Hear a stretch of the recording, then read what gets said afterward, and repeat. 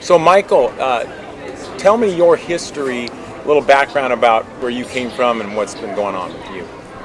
I grew up in Los Angeles, Bob. My father was in the restaurant business when I was young, and he actually started a chain of pizza restaurants, and he got other members of the family into it. So we had 10 members of our family that had restaurants, and I grew up working in my father's restaurants. And when I got out of college, I worked for him for 2 years, and then I opened up a small restaurant of my own in 1971.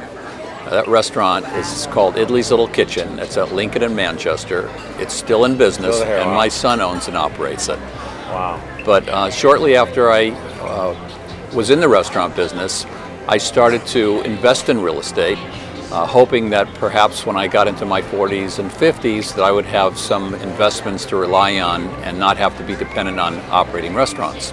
And so I started with a 3-unit apartment building in Glendale, and basically that's how I got started. Wow, that's a great story. So we're here today at the Malibu Country Mart, which is a very popular civic area in Malibu.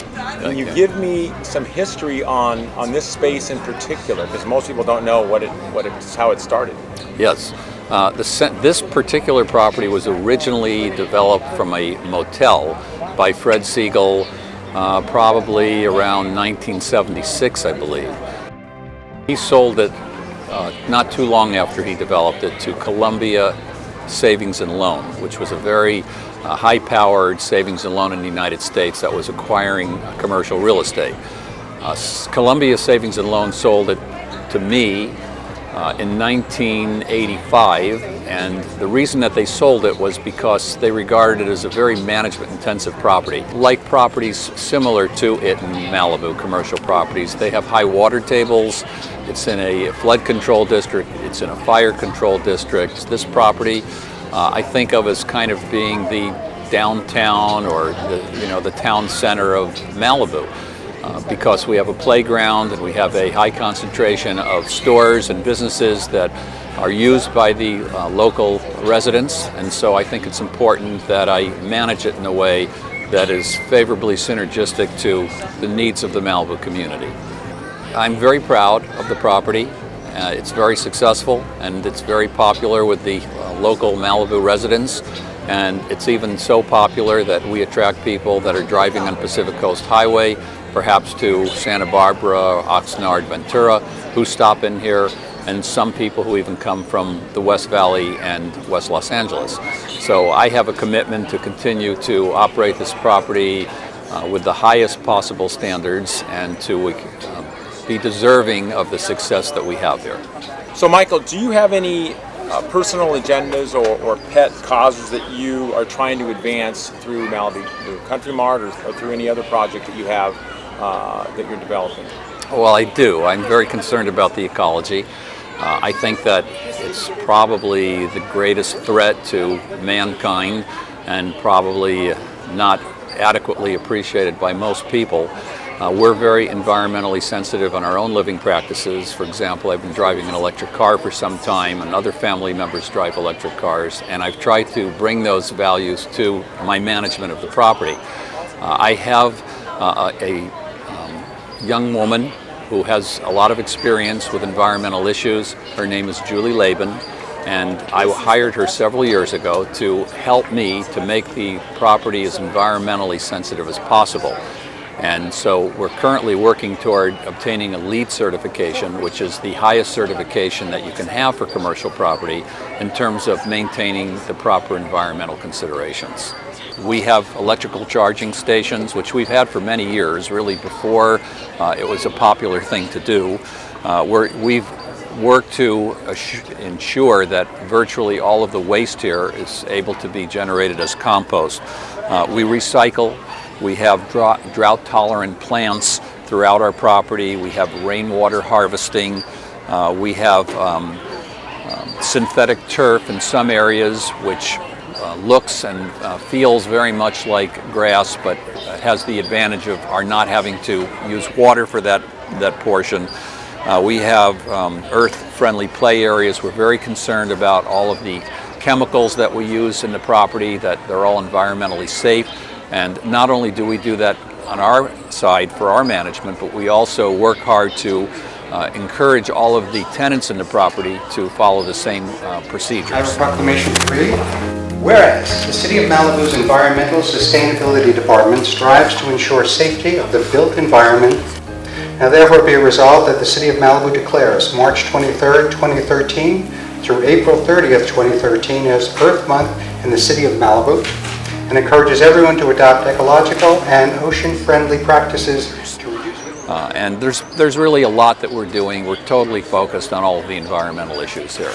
Do you think this is somewhat unique in Malibu as far as the other plazas that there are in this town, the 3 or 4 other ones?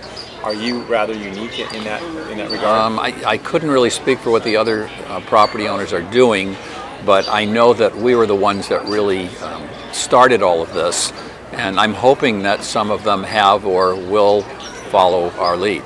And also, Bob, Julie Laban, who has, I mentioned, been overseeing the environmental management, has made several videos which are made available to the public so that we give a background on what the benefits are and what we're doing. What does the brick and mortar future of retail look like in Malibu, in your opinion? Well, I think, first of all, the brick and mortar future of retail is severely challenged all over the country. Most people don't realize this, but mall development has virtually halted all through the country for something like 15 years, and many malls have closed. Obviously, when internet sales go up 7 or 8% a year and retail sales go up 2 or 3% a year, then that has to impact in a significant way retail sales. And so retail store sales are generally lower. There's not a need for as many stores. And there are many types of stores that no longer exist. The classic example everybody is aware of is bookstores, but there's lots of other stores like that.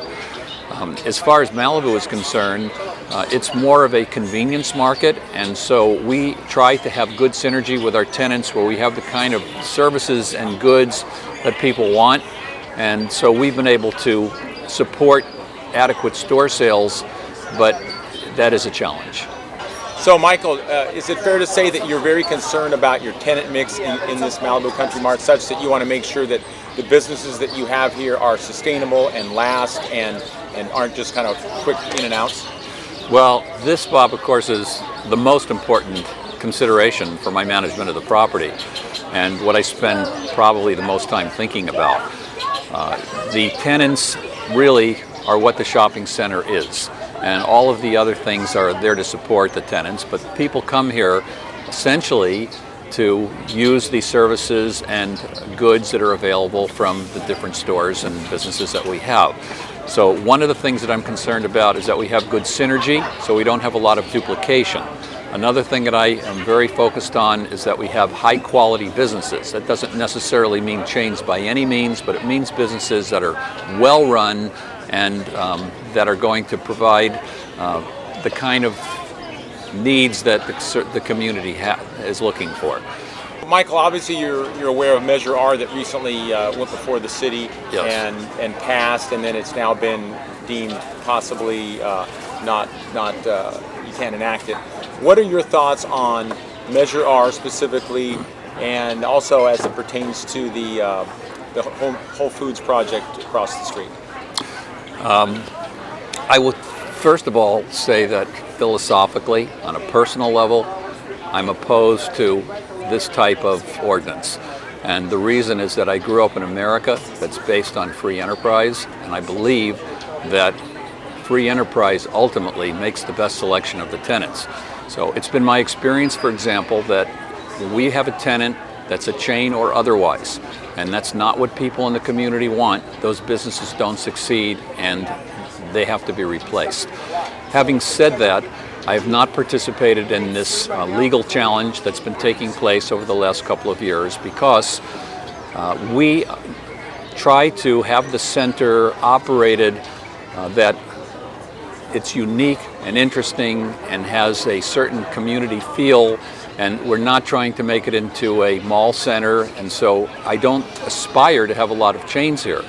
And the 30% restriction that the Measure R has imposed has been something that I have always been under that. All of my properties have had chains based on their description, a number of chains under the 30%.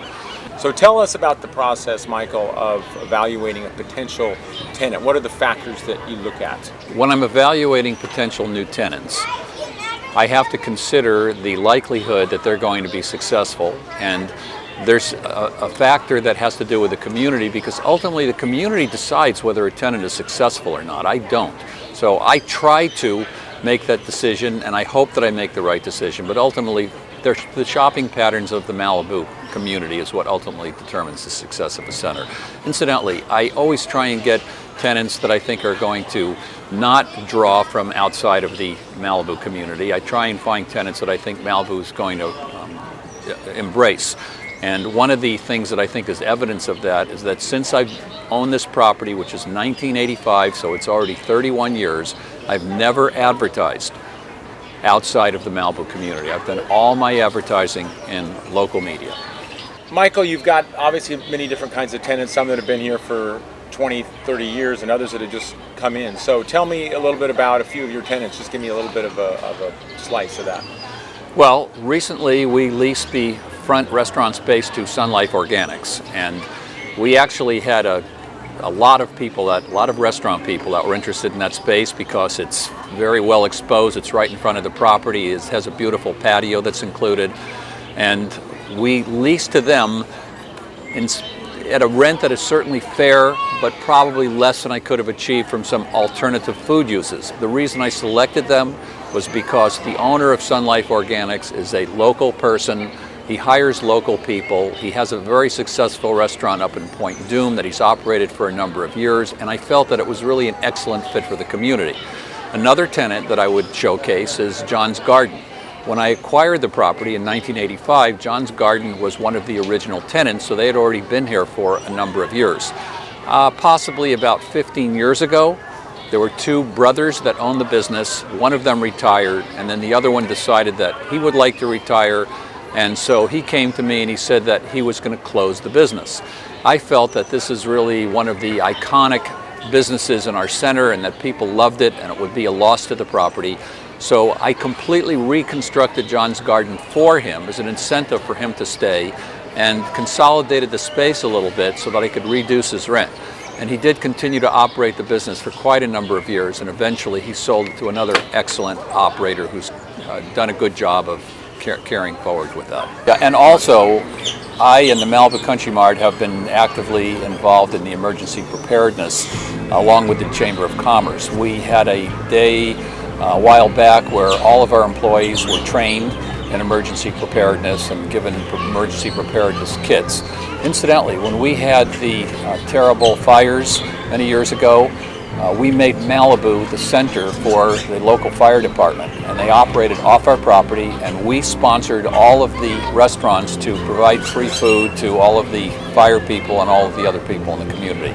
You just kind of started from the ground up, and it just kind of grew from there, and it's all your concept 100%, correct? It is, and I would tell you, Bob, that I own properties in 7 states now. We have a very significant commercial real estate portfolio. We have a lot of shopping centers and other commercial type properties, but this property here, the Malibu Country Mart, is my legacy because I think of this as being one of the most iconic and special shopping centers in the United States. When I come here and I look around and I think, where could you possibly go to a commercial shopping environment and find such beautiful landscaping, such special art objects, such beautiful children's park, and such a unique collection of really great stores, shops, and restaurants.